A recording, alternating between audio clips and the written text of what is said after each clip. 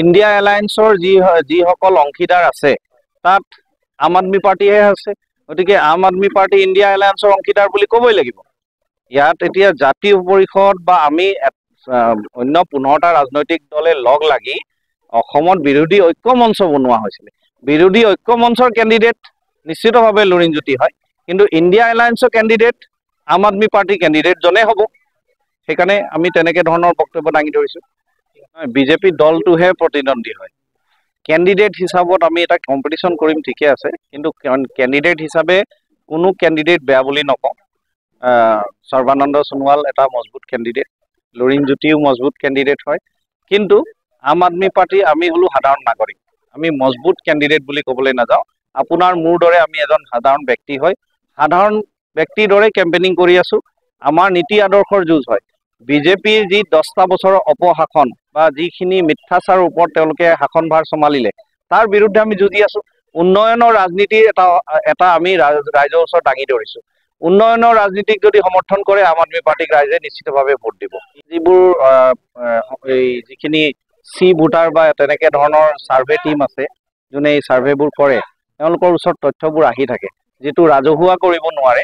সেই তথ্যখিনিৰ ভিত্তিত তেওঁলোকে এইখিনি কথা কৈ আছে। আৰু আমি যদি গ্ৰাছৰুটত চাওঁ একেটা বস্তুৱে হৈ আছে।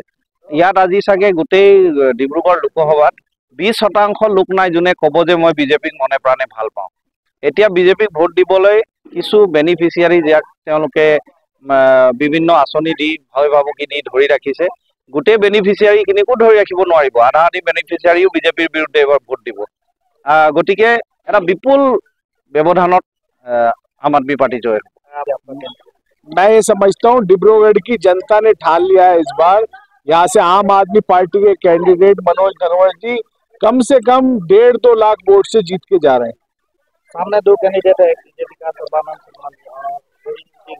देखिए बीजेपी के कैंडिडेट को जनता 5 साल में आजमा चुकी है कि उसने क्या काम करा नहीं करा। लोग बाग थक गए, ऊब गए, और इंडिया अलायंस के कैंडिडेट मनोज धनवर जी हैं और पूरी ताकत के साथ जनता लड़ा रही है इलेक्शन।